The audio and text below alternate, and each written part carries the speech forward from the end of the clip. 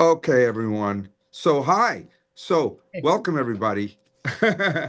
Welcome, everybody. I guess I'll put the because this is a funny way to navigate. Usually we have the big, You just do your. okay.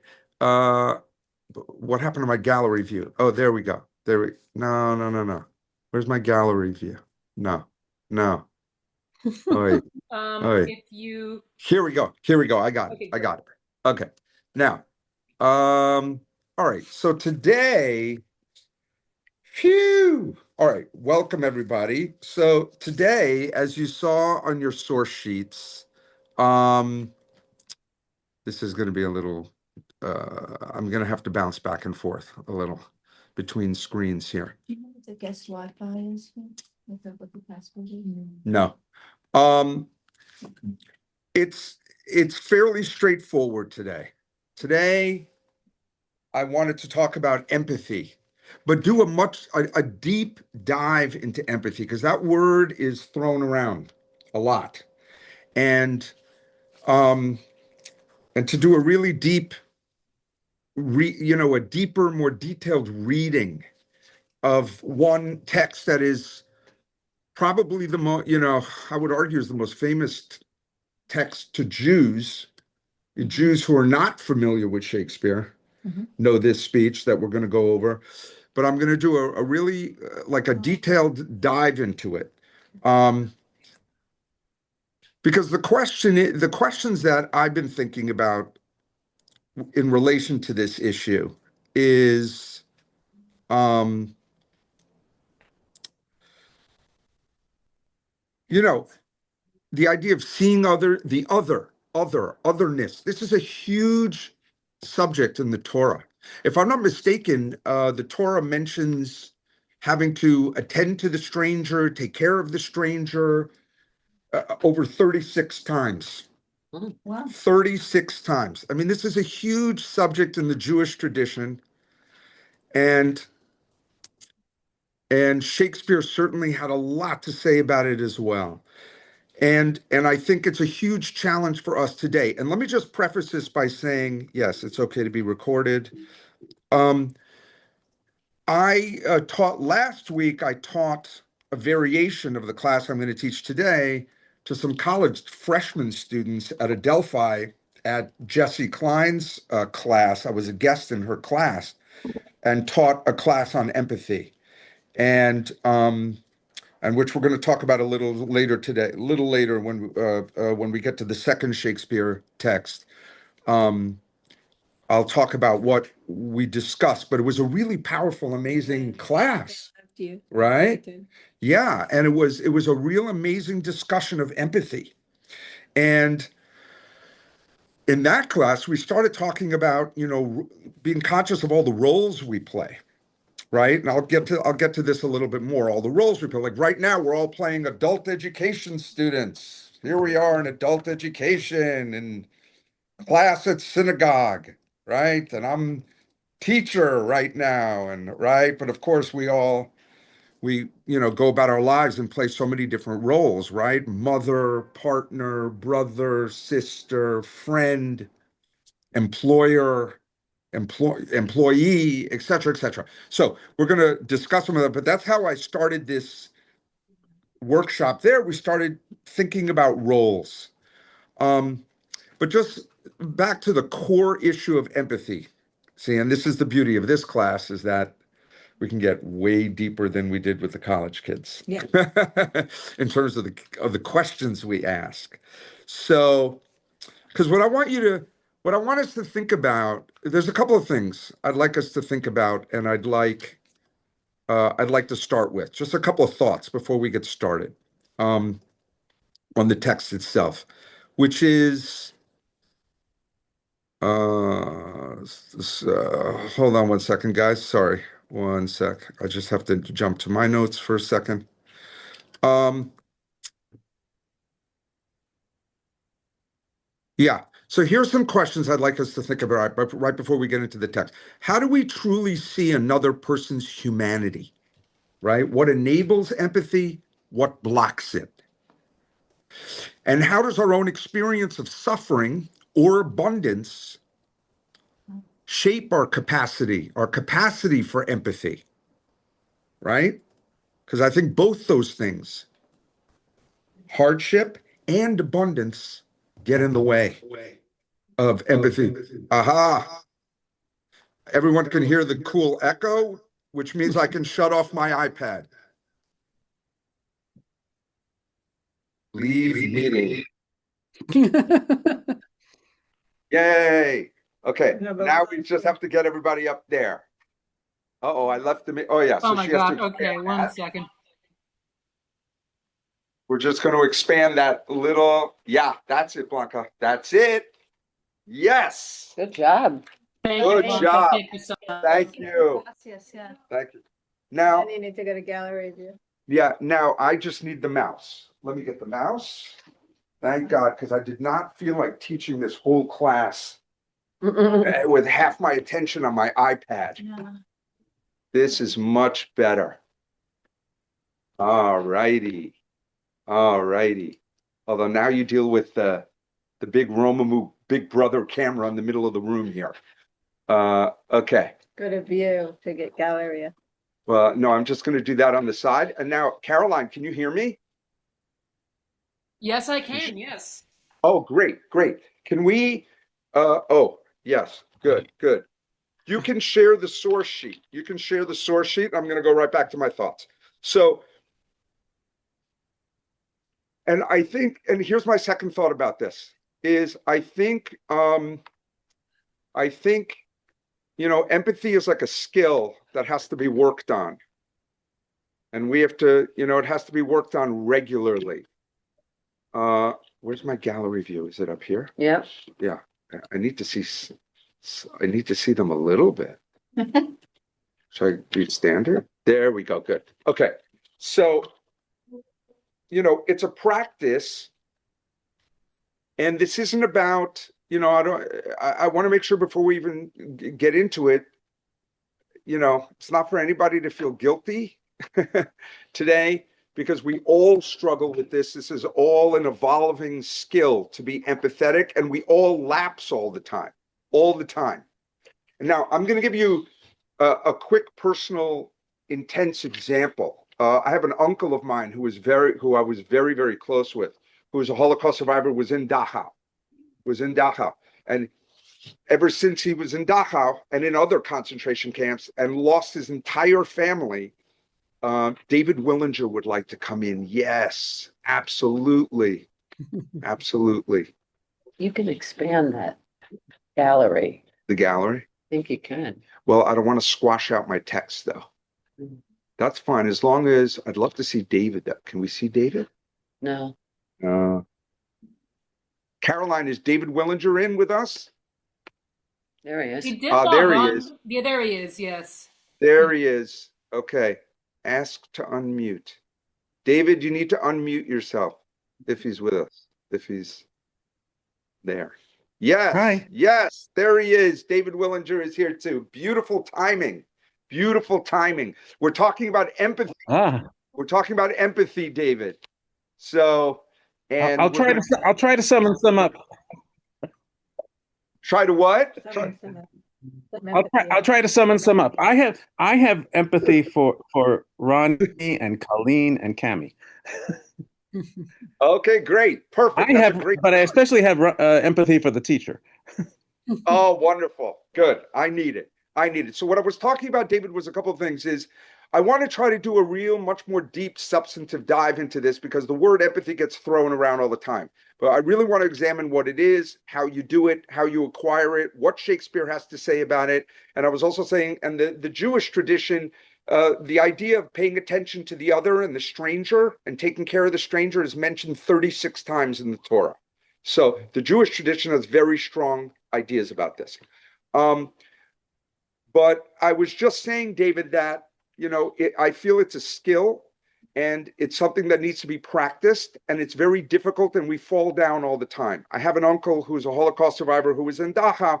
After he was in Dachau, after the war, and he lost his family, he had such a hard time with Germans and German culture. He couldn't even listen to the German language being spoken.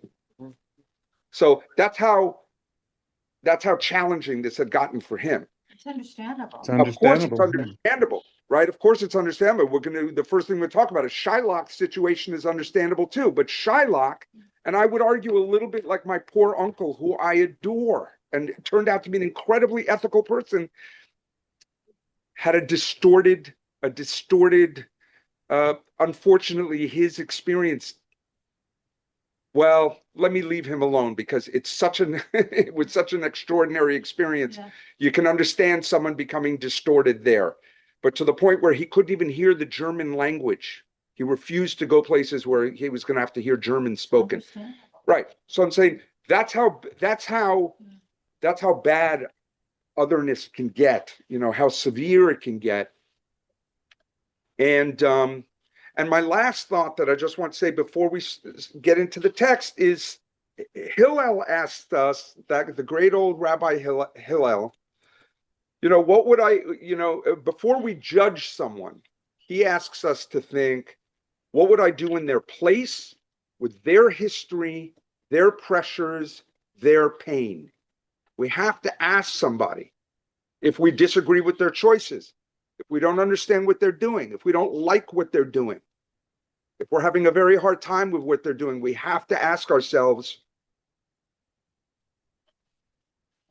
what would I do if I were in their place with their history, their experiences? Now, his famous saying, don't judge another man until you walk in his shoes, right? But what does that mean? How do we do that? How do we do that? I can't, how do we do that? I think one way we do that is education and what we're going to do right now. Right now, we look at texts, we study. That's how you walk in another man's shoes, right? Like, for example, I'll just say, my God, I can't go to Gaza and live in Gaza for a year to really understand what life is like in Gaza. I just can't do it. I can't do it. I have a child to take care of. I can't do it. So how am I ever really going to understand fully what they're experiencing there, right? Or everybody, the Israelis, everybody. So I'm just using that as an example. So now, here's the famous speech. If we look at this speech, it's an incredible, and this is what I was saying earlier, Sharon, what I was going to say a little earlier about my uncle that I think really applies to Shylock. Shylock, sadly, in my view, had the wrong response to being discriminated against. He's horribly discriminated against, horribly, but he had the wrong response to it. He got vengeful.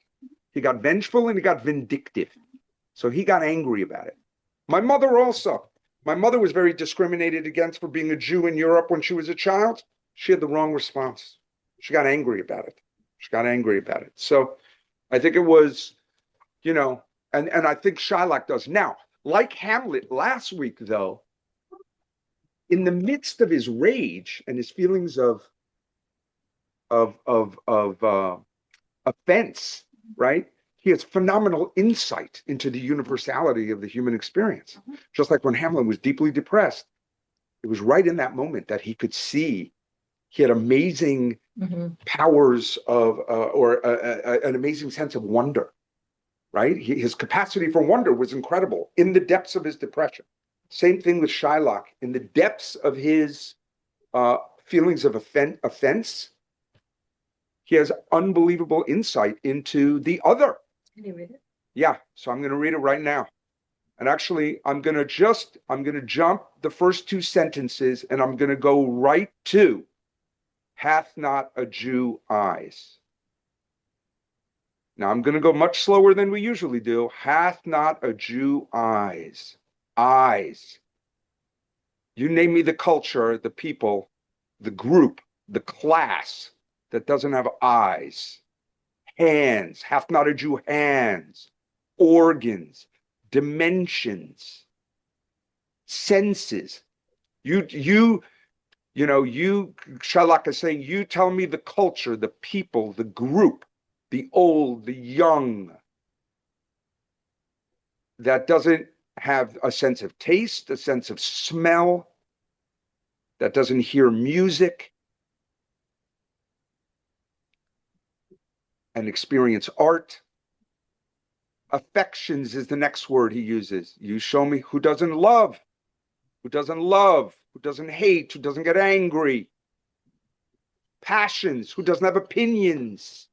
You show me the culture, the people who doesn't have senses, affections, passions, who are fed with the same food.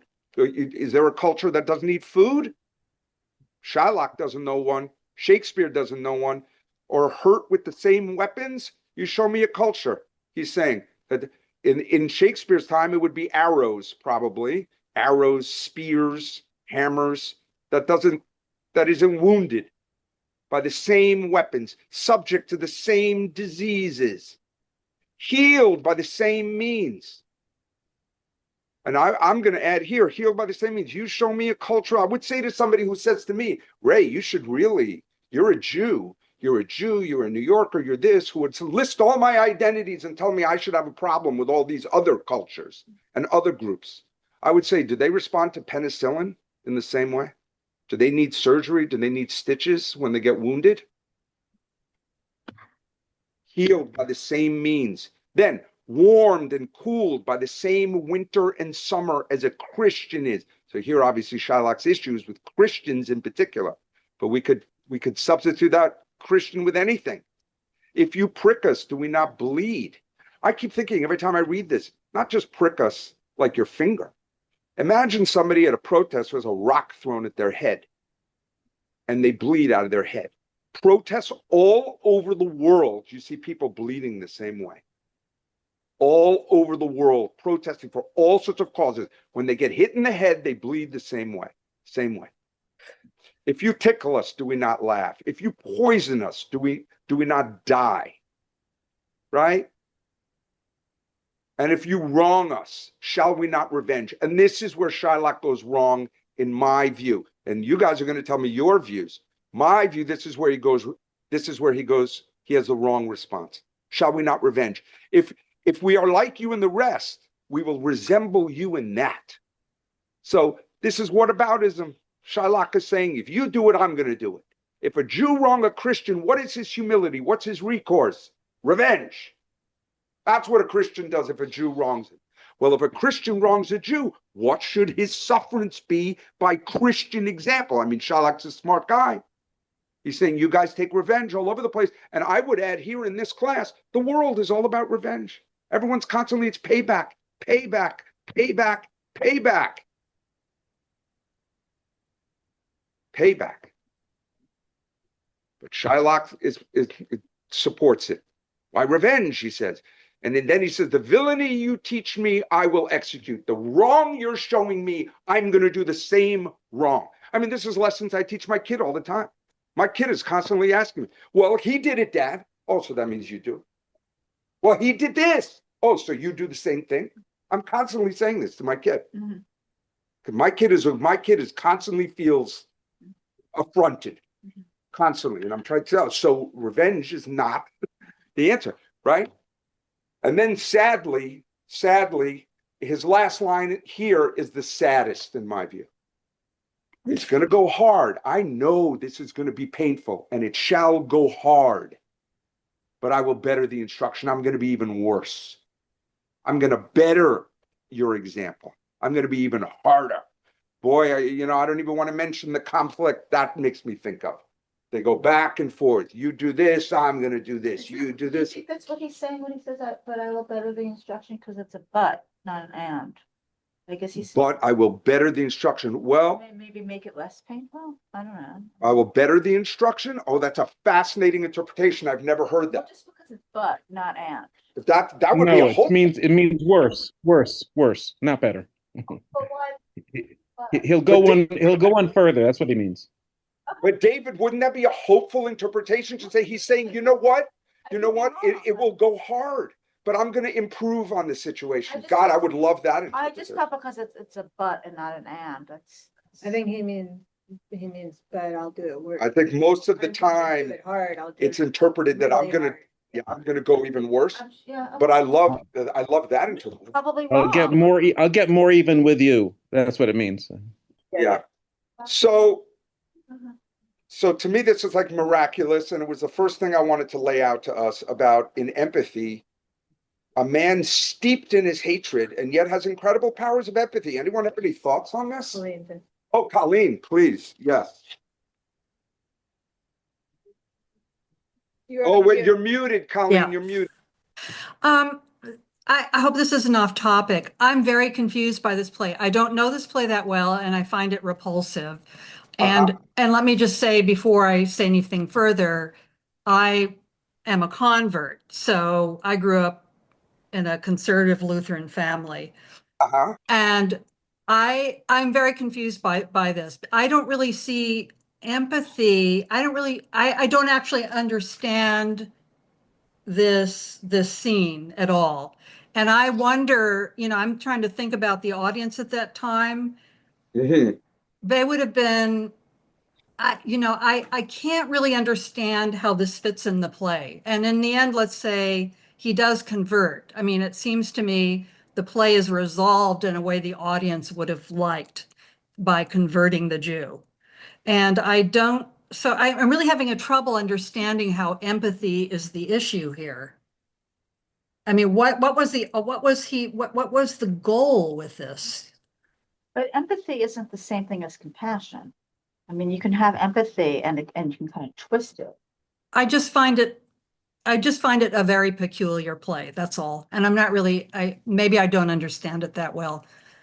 I'm so glad you expressed those thoughts. And I have thoughts, Colleen. I have thoughts and I want to hear more, but I'm just going to go around and let some other people speak as well. Okay. David.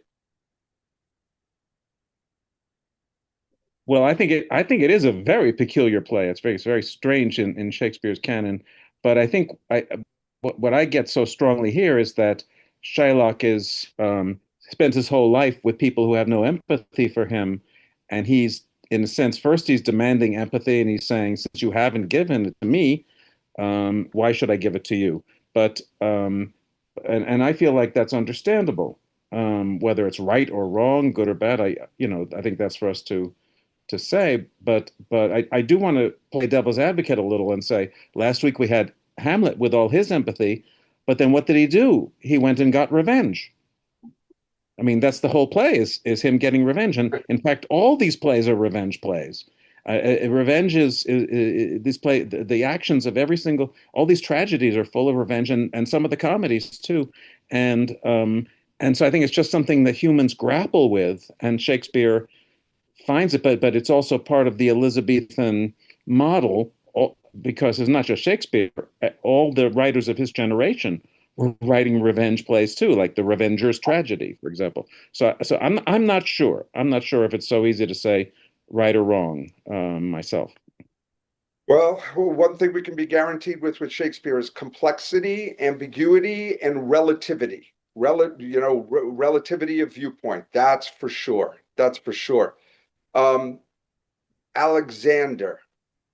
I think in this situation, Shylock, I mean, it's difficult to say because now we reinterpret it, but at the time he comes off as pathetic and also tragic because he's holding up a mirror to Christian society. If we prick us, do we not bleed, implies that there's been many stabbings. If you poison us, do we not die, implies that many Jews have died. I mean, at the time, of course, there were no Jews in England, but there were plenty all around, obviously in Italy and other areas of Europe. So I think it's a mirror to general society and saying, if I am this way, it's because you have made me. And it's actually like Caliban in The Tempest. You taught me language, and my profit on't is I know how to curse. You have done this to me, so I will do it to you, which is quite fascinating now, but even back then at the time, I think would have been potentially sympathetic. I mean, liking Shakespeare and seeing how much he wrote Caliban and Othello as sympathetic characters, I want to give him the grace of extending it to the Jew, but we all know that there's some problematic lines as well. Right. Great, Alex. Thank you. Thank you. Ronnie. This is, for all time, a very problematic play. To answer Colleen, it's not surprising that you would be confused. For centuries, critics have been asking, is Shylock a victim or is he a villain? And if you contextualize it, as Alexander just did, it's easy to understand that he is acting just the way he's been acted upon.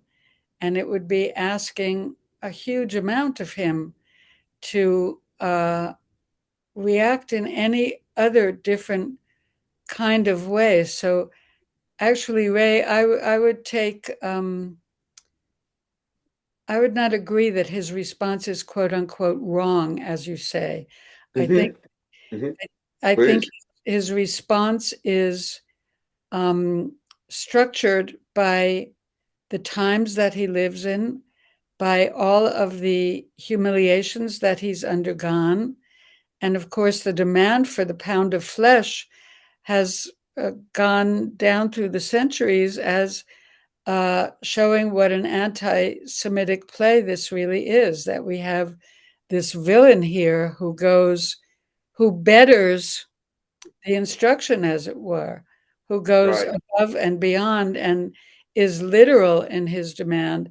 And the fact that he converts at the end, Colleen, is not by choice. It's not because he has seen the light. It is imposed upon him as a punishment for his behavior by the ruling majority Christian society that he lives in. That's what I meant. But Yes. it's a resolution of the play that the audience would have gotten. That's the way you handle a Jew. And yet we have this whole play with this incredibly problematic, but as Ray said, brilliantly worded character who makes us understand that, us meaning the audience, and even in his day perhaps, that Jews are human like everybody else. Except that he needed to be converted at the end. And I still say that that's just from my point of view and coming from an evangelical family, it's a little more problematic and complicated. It is. For me, in my reaction. It's a punishment. Yes. It's a punishment. Right. Well, it's a requirement from God to do it. And that is a kind of I saw that as the resolution of a complex, of the play, that was required for that audience in some way. I could be wrong. Yeah, no, Colleen, I just want to interject quickly that thank God for Ronnie and David and people giving context, because I'm totally at fault here. I apologize. I mean, forget the cultural and historical context, and Alexander giving critical cultural and historical context. I'm not even telling you what happened in the story.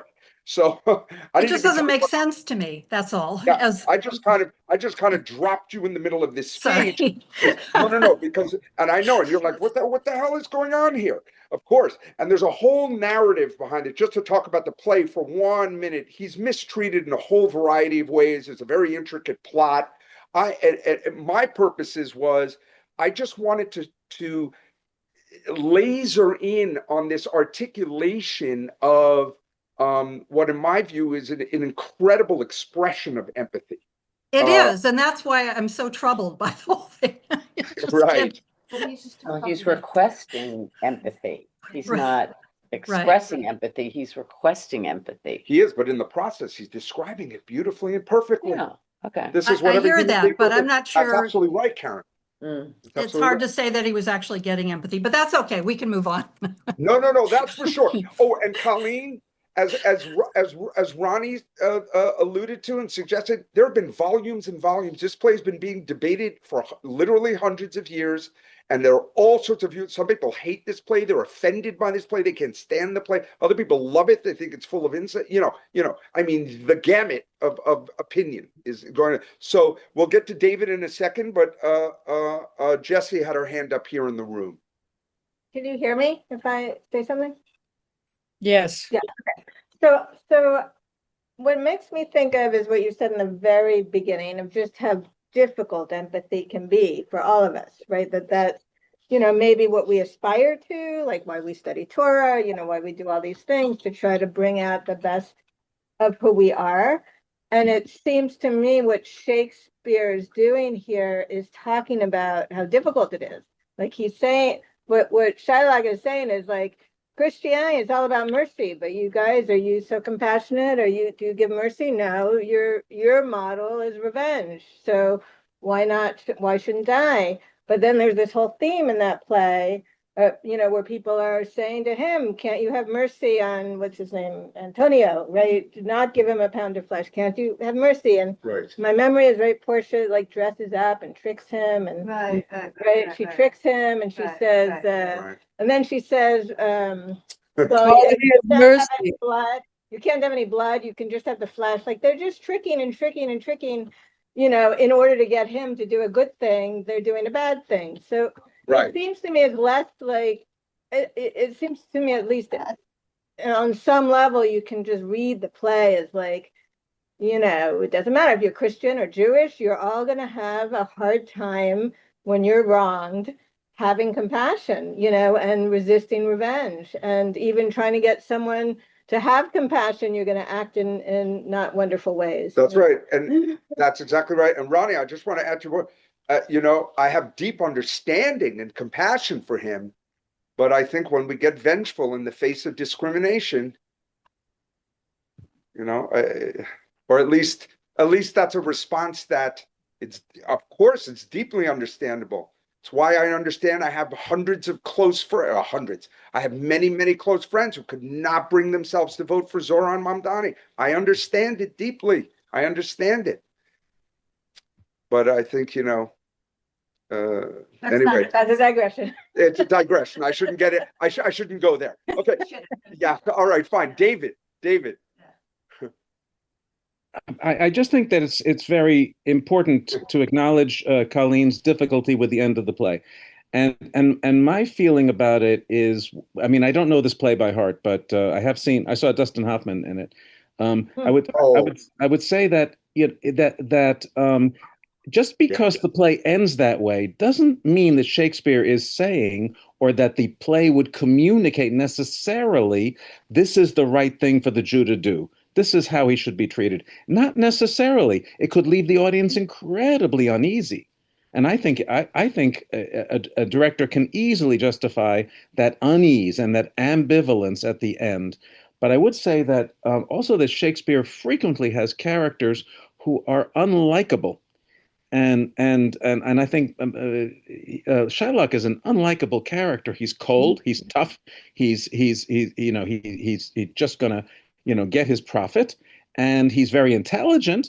And I think we in a sense we go along with him. He's very funny in a way, but his lack of mercy is hard to stomach for the audience. For me, it was when I saw the play. But his daughter, who is also Jewish, is easy to have empathy for. She's Jewish too. But he's not the only character like that. Malvolio at the end of Twelfth Night he's an obnoxious character, and he's left hanging out there. He just walks off in a huff. But I think it's the challenge in empathy is not for people we just we love who are in trouble, or victims, but also difficult people. That's where it's hard to feel empathy. And I think Shakespeare pinpoints that. That's the challenge for human beings, to like someone who's unpleasant. Great point, David. Great points. Great points. Oh, who? Oh, Doug. Yes, please. Yes. Yeah. So, I mean, well, I have lots of opinions about this play. I love it. But it has two lives because it was originally written as a comedy, and Shylock was the clown character. So that, gives a whole bunch of context about the original portrayal, the original, perceptions based on the play. I believe that this play is an effective piece of theater in a modern audience and a modern sensibility if, instead of treating him like a clown character and treating it like a traditional Shakespeare comedy, you treat Shylock like a tragic character. And there's a lot there to mine that basically puts him in more of the mode of, is he more human, relative to the treatment that he has been receiving, is it inordinate? I would say yes. And I mean, basically, the world around him is taking everything away from him and is doing it kind of for folly. Um, and so I think that he can be earlier on, even if he's gruff or whatever, an empathetic or a sympathetic character, who has whatever degrees of empathy. Personally, I think that when he makes the deal for a pound of flesh, he's not even serious at the time with the guy. Um, but now that he is basically getting everything taken away from him, he's spiraling, and all he can do is lash out. And so I think it's an interesting exploration of, I mean, does that make his reaction right? I don't know, but does it make it understandable? Probably more so. Um, but yeah, there's a lot of complexities, and really it just depends on how you contextualize it, the way it was originally written in that time, the ways in which the character can be, considered in a modern time. And Doug, just to underline what you said about everything's being taken away from him, Jessica runs off with Lorenzo. She's practically abducted by a non-Jew who also steals all of his money. And Shylock, when he realizes it, shouts out, "My ducats, my daughter, my ducats, my daughter." And he's been castigated by centuries of criticism for putting his ducats before his daughter. So it is very complicated, very, very complicated play. And it does leave us all uneasy, I think. Yeah, I disagree with David. I don't think she's very likable, even what happened. Who? Oh, Jessica. Jessica. Yeah. No, I disagree with David. I don't Right, think, right. I don't think that Jessica's very. I read that the Nazis used to play Merchants of Venice, and they would edit out this speech. I read that. Oh, really? Yes, Yeah, that's yeah. true. That Wow. is true. I can They believe- basically they edited out anything that could be remotely sympathetic towards Shylock or the Jews at all, and put on the rest of the play. Yeah. Wow. Wow. Which All right. suggests that Shakespeare had a lot more empathy, right? If they had to do that for Yeah, Jews. That's right. That's right. Or just had a very strong, well, we know he had incredible powers of empathy. You can't be a dramatist like him without it. Right. Okay, what I'm gonna do is, because ironically, paradoxically, we can't let the Jews get short shrift again. We got to get to the Jewish texts, because the first class, those that were with the first class. So Caroline, no, we're not going to go to the Jews yet. I quickly want to read one more passage of Shakespeare's today. No, we're not. We're going to jump over King Lear. We're going to come back to that text in another class for another topic. But I wanted to read All the World's a Stage. All the World's a Stage. And quickly read through this speech, because this may be a stretch to people, but I find Torah in this speech in the sense that, again, going back to the topic of empathy and how we can cultivate empathy, this is another incredible expression of empathy, in my view, on Shakespeare's part, because Shakespeare is basically saying here in this speech that there's 7 stages of life for most human beings in the world. You go through 7 stages.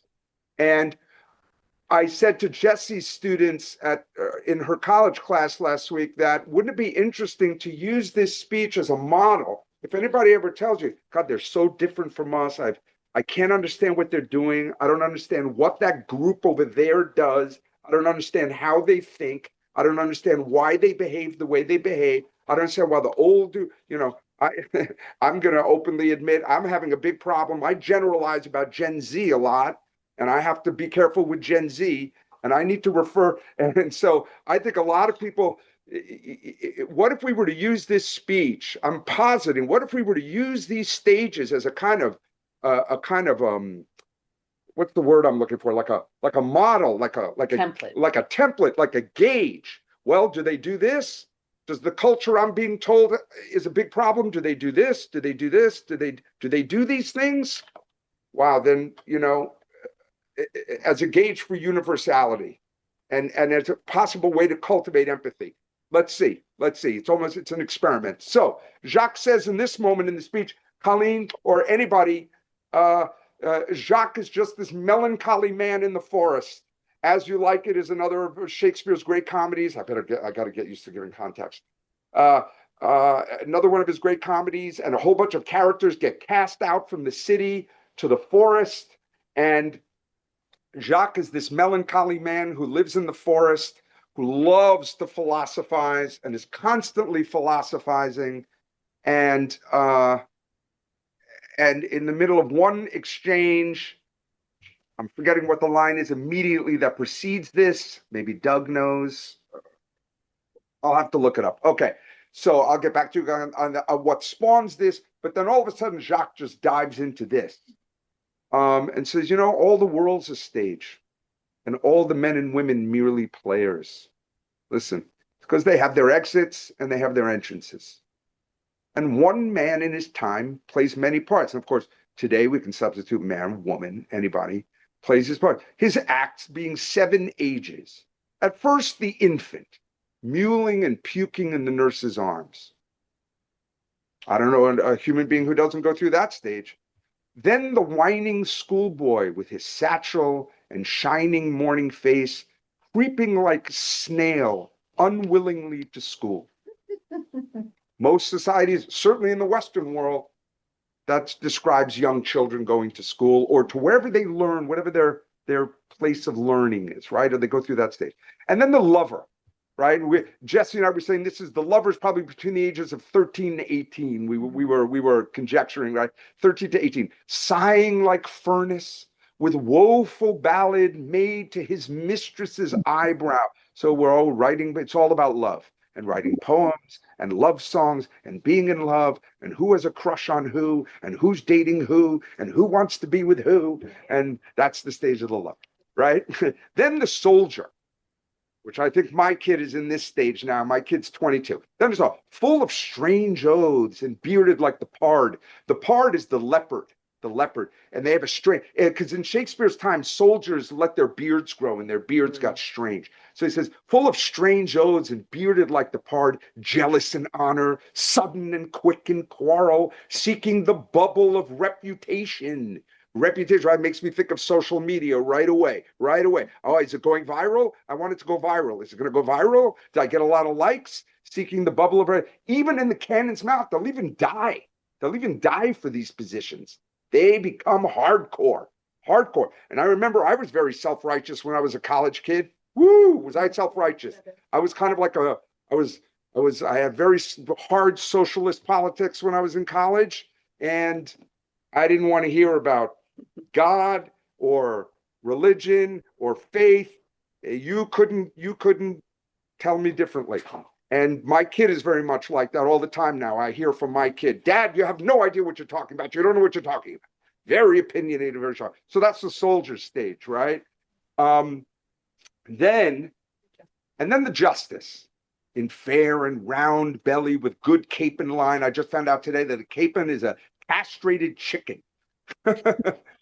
Yeah. So, but point is, you're well fed, right? Why? In fair round belly with good capon line, with eyes severe and beard a formal cut. Now you might have stature. You might be a professor, a judge, a doctor. You're a macher, right? Full of wise saws and modern instances. And this is the stage. Jesse and I were laughing. We were saying we're probably in this stage now where now you have a lot of history, you have a lot of education. Maybe you read a lot of books. You can quote a lot of things. You get wise, right? So he plays his part. Then the 6th stage shifts into the lean and slippered pantaloon. With pantaloon is pantaloon. Yes. Puffy. Yes. Puffy, Yes, I Puffy believe. pants. Yes, right. With spectacles on nose, pouch on the side, and his youthful hose, well saved. So that's the clothes he used to have when he was younger, a world too wide for his shrunk shank. They don't fit his body anymore. Now the man or the woman are shrinking. They're shrinking. So their clothes for middle age don't fit anymore. And his big manly voice, or her big manly voice, turning again to childish treble, pipes, and whistles in his sound.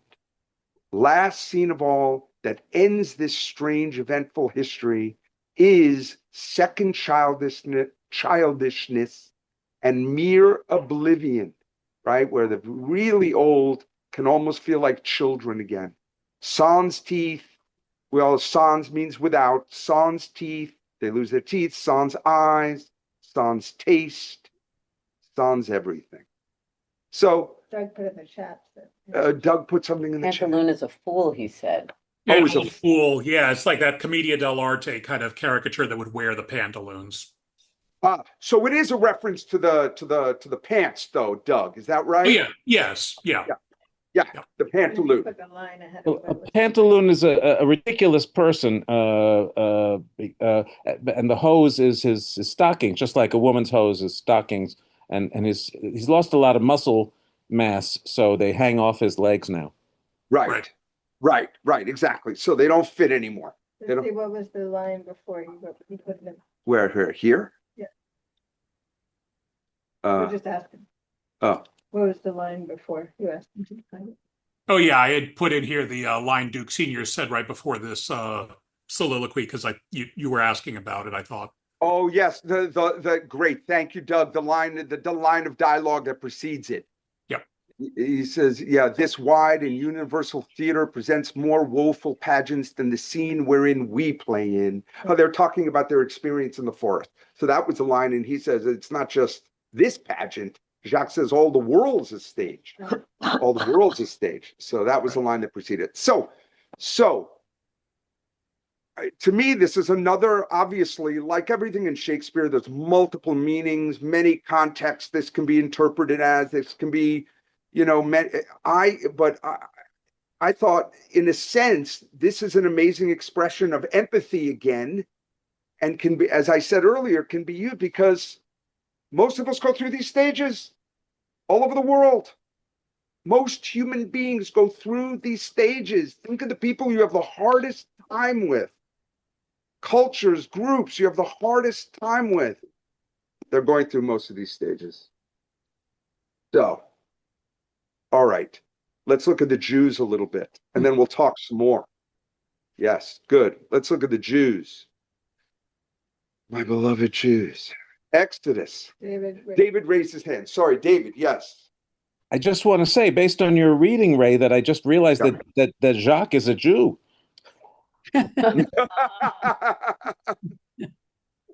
He should be played that way. I think you found something. I found something. All right, you'll have to tell me more about He's that a later. philosophical Jew. Yeah.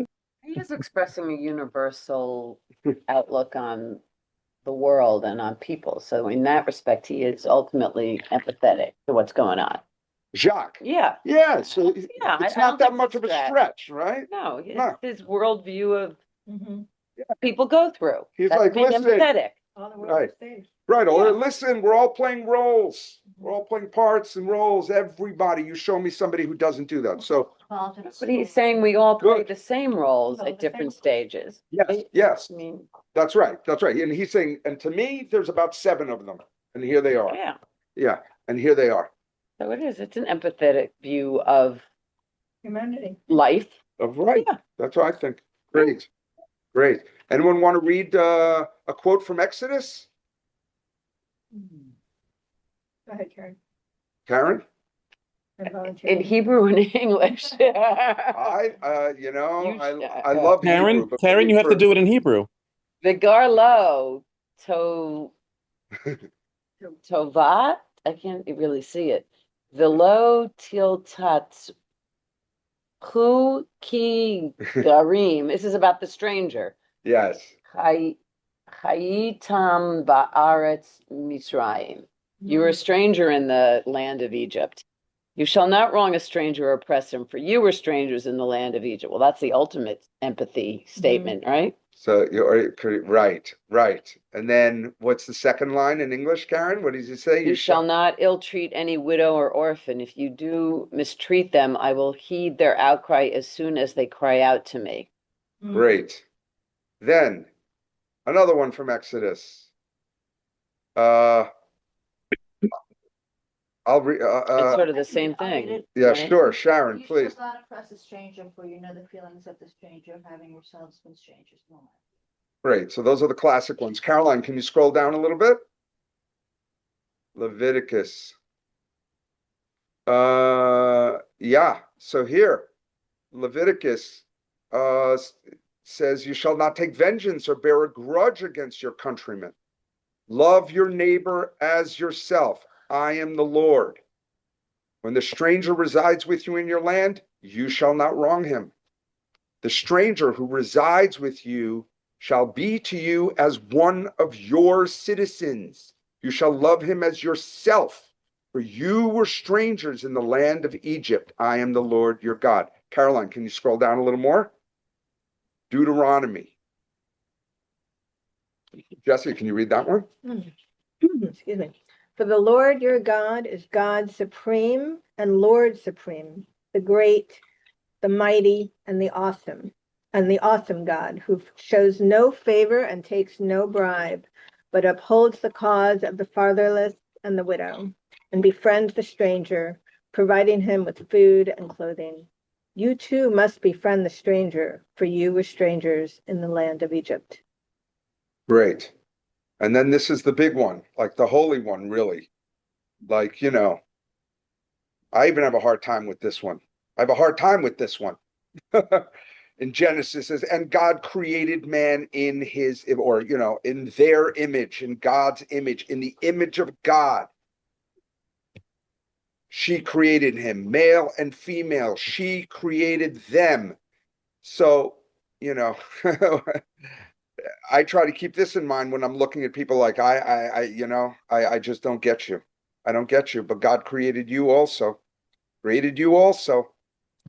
My God created you, gave me the Torah, also created you. Okay, Pirkei Avot. Hillel said, Karen, can you read what Hillel said? Do not separate yourself from the community. Do not trust in yourself until the day of your death. Do not judge your fellow until you have stood in his place. Great. Then, now, this one is amazing. The Talmud. Anyone want to read this quote from the Talmud for us? I'll do it. Or I think Cammie raised her hand, and then Alexander, you'll do Leviticus. Love Leviticus. You can Great.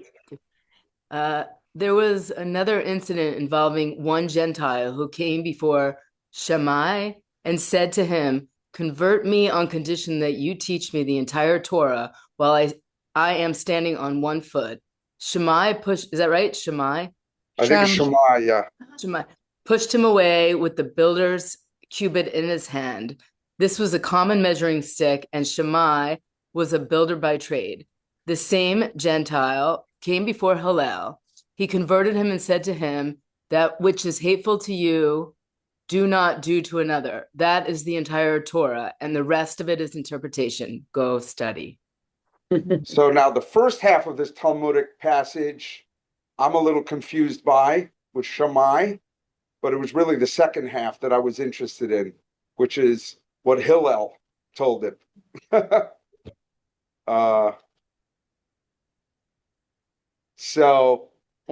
never took the same approach. Shammai and Hillel. Yeah, they were different. They always took different. So Shammai, I see. Okay. It's like, Shammai lights the Hanukkah candles from Oh, is that right? brightest to darkest, and Hillel lights them from darkest to lightest.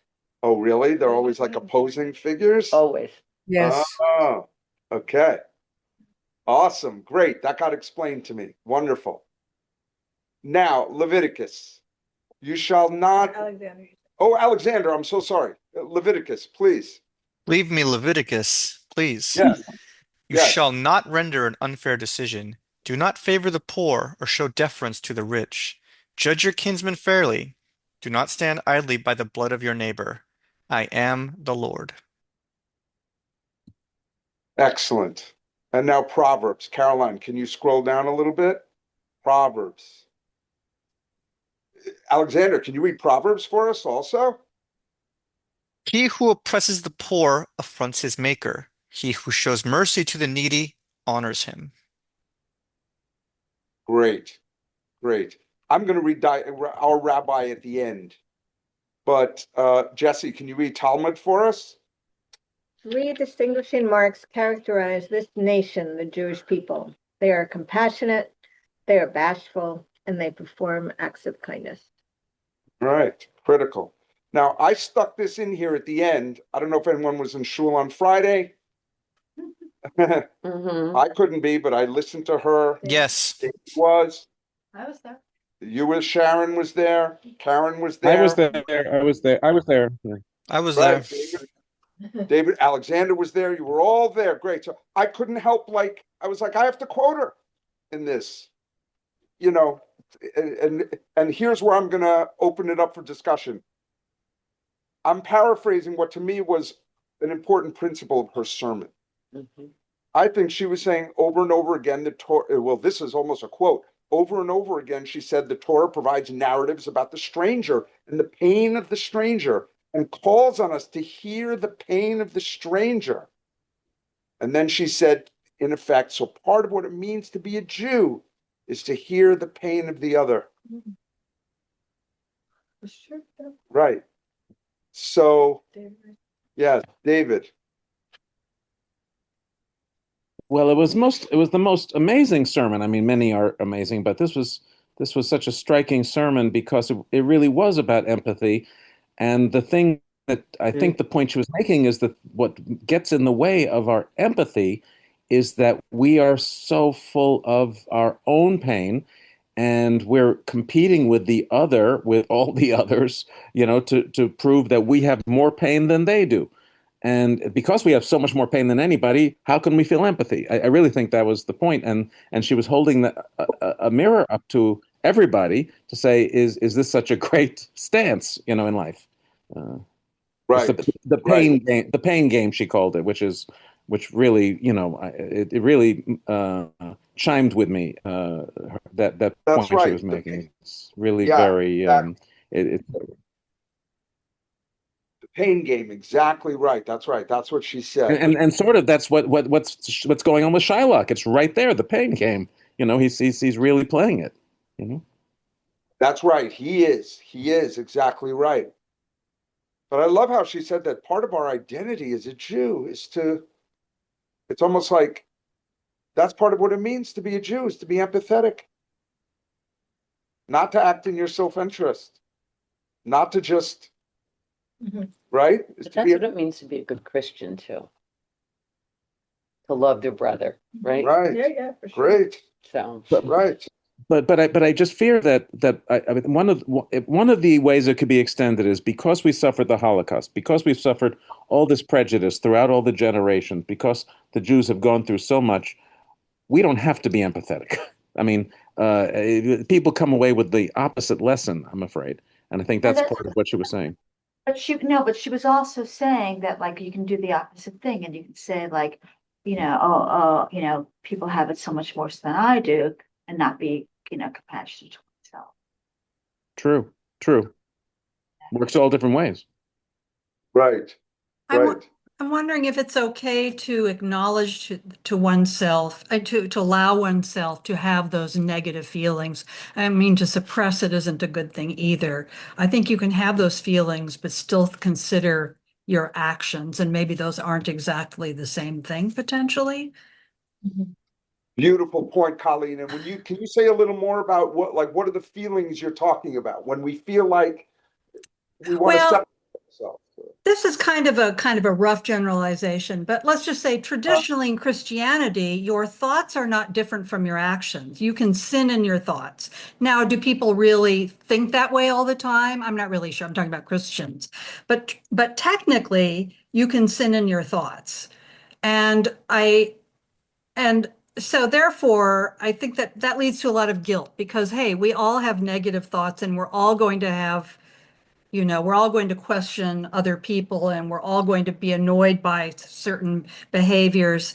Shouldn't you be allowed to have those feelings and process them so that you can act in a way that might help? Yeah, I just don't, I just think it's unrealistic to feel that people are not going to have those negative and selfish thoughts. What really matters in the end is what you do. Couldn't agree more, Colleen. What a beautiful thought. Absolutely. the complexities of human psychology. You can't just, you know, yeah, just pretend that thoughts and, you know, maybe more selfish thoughts that we have, if you, as you said, don't exist.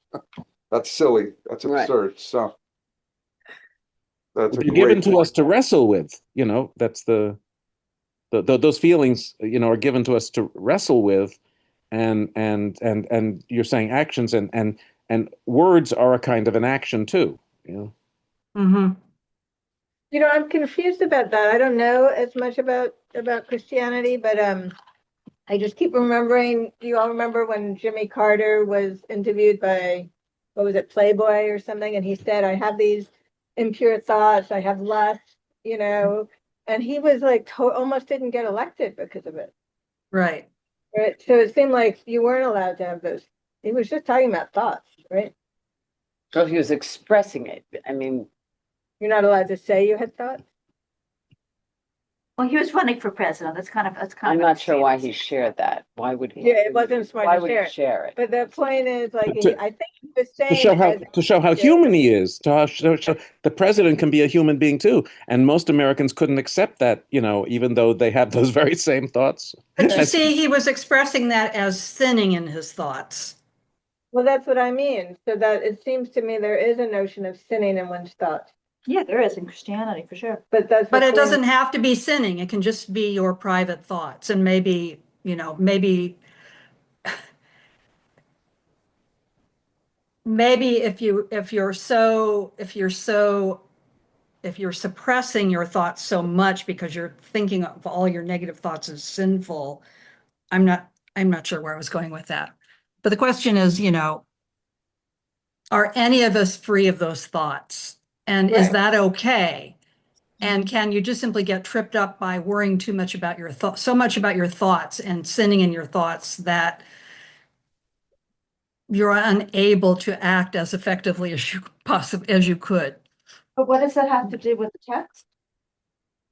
Weren't we just talking about, where did it begin? I'm not sure. I was responding to something Well, that was said. well, I can actually tie it in a little bit because if you know, break it away from sitting in your thoughts and break it back to empathy, Empathy, right. That Pirkei Avot line, the second of the three parts of it was, don't believe in yourself until the day you die. You know, that comes before don't judge your fellow until you've stood in his place. Right. And so the don't believe in yourself part of it is basically saying, don't put your own mind above all others so that you're, you know, losing your perception of, you know, or that don't put yourself in a place in your own mind where you can be judging others.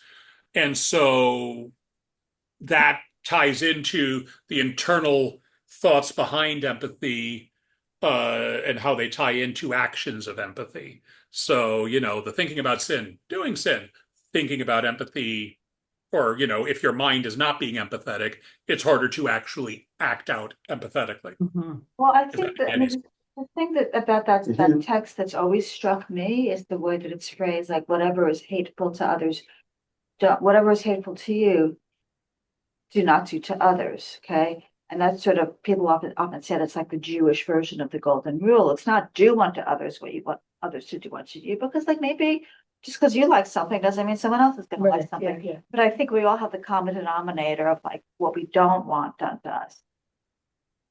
We don't want to do to other people. Right. But if it's put in the negative, it just makes it just seems like that's a lot more universal. Mhm. Yeah. It's very easy to project and be like, I like flowers, I'm gonna give you flowers. Yeah, and I don't like Maybe, flowers. maybe you don't, but I do too, but but somebody you- could not. but you know what I'm saying? But very few people like to be like, insulted and demeaned and harmed and Right. There seems to be a little more universality to Exactly. the negative things, the things we Exactly. don't want like done. don't be presumptuous. Yeah. And that Right. don't let your ego get the best of you. Just because you want something doesn't mean that. Right. Right. It's interesting to me how all the texts keep saying, I am the Lord thy God. It almost seems like a non sequitur, but I think when you read the, we're created in God's image, that's why he keeps reminding us, right? That I am the Lord thy God. I treat everybody well. You're created my image. You need to treat everybody well. Well, and of course, he doesn't treat everybody well. That's the other. Right, but in these texts, he does. Yeah, that's right. That's right. Although I think that's a beautiful place maybe to close. And if anybody have any other thoughts, but I think that I keep coming back to, or something that helps. I mean, I think, Shylock's description of all those attributes of what it means to be human is transcendental. It can be a template. I think Jacques' description of the 7 stages can be a template. If we were to walk around and think about Shylock's, the attributes of being human that Shylock describes, the 7 stages that Jacques describes, and then maybe I would add the Jewish notion that we're all created in God's image, everybody. Like, could those 3 things help us to be more compassionate, accepting, loving to others and to ourselves in times of intense conflict, times of conflict, times of challenge, times when it feels like we can't build bridges? Could Shakespeare and in this way and Hillel help us build bridges? And David. I just want to add, oh, sorry. Oh, yes, Cami.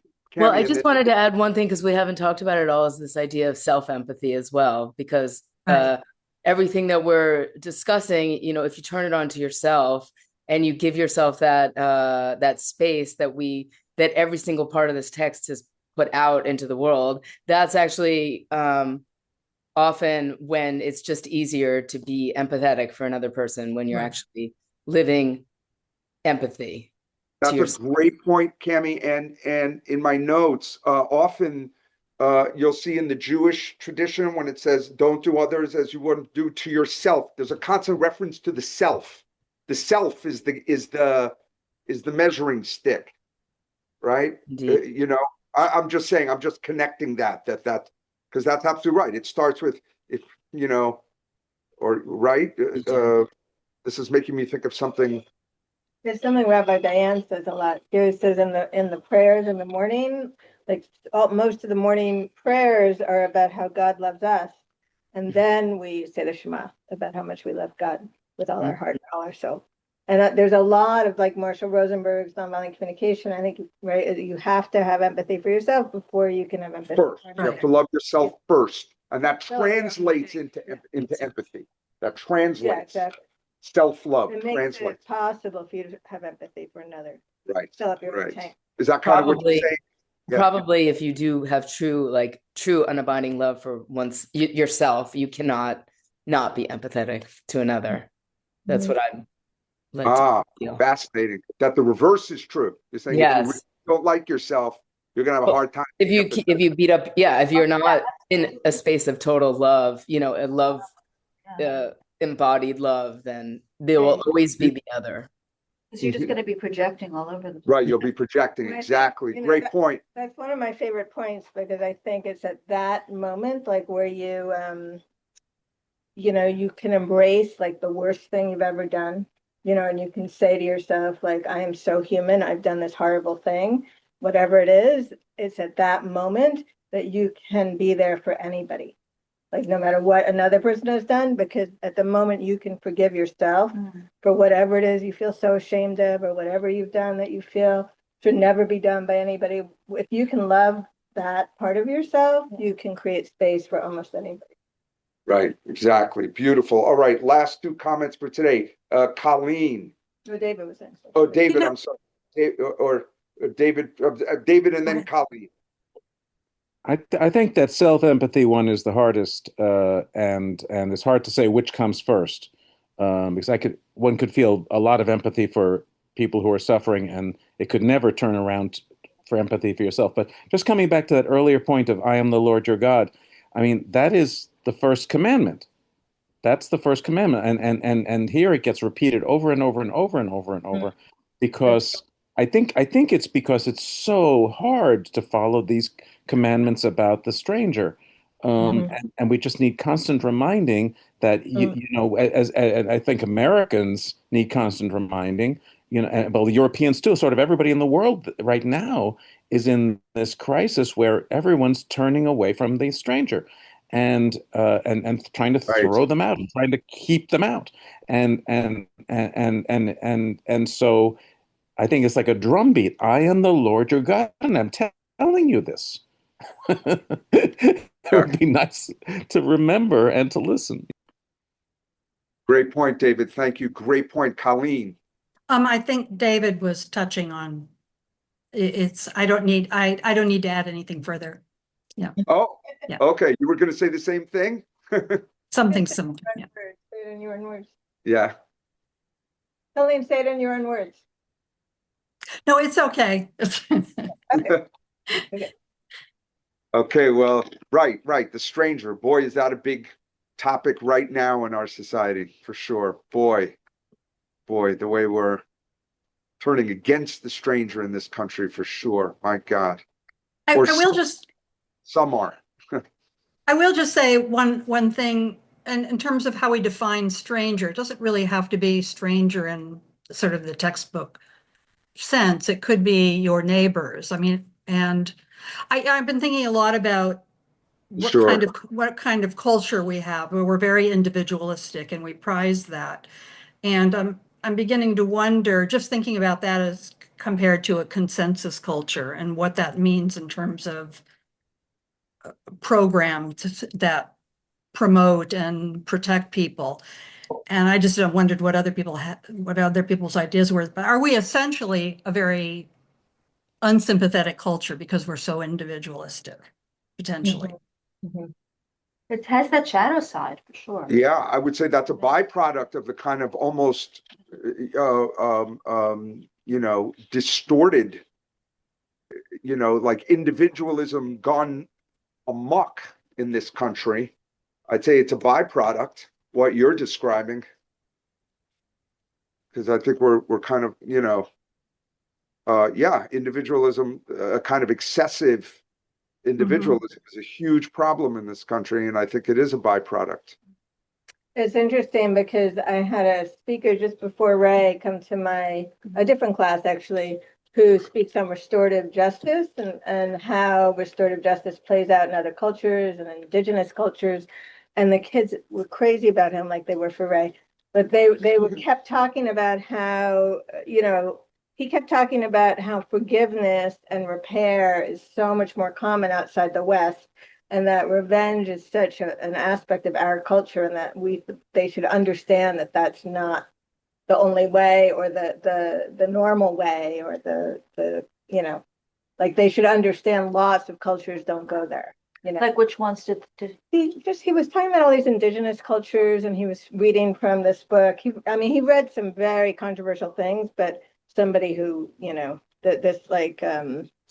this circle where this woman had been raped by her uncle, and she got in the middle of the circle and she told everybody and she pointed him out, and he apologized and explained what was going on for him when he was that age, and she forgave him, and it was something we could almost not even imagine, so hard to wrap our heads around. But my students were just like, they were nodding, they were immersed in it, because he was saying, forgiveness is not about the other person, it's for you.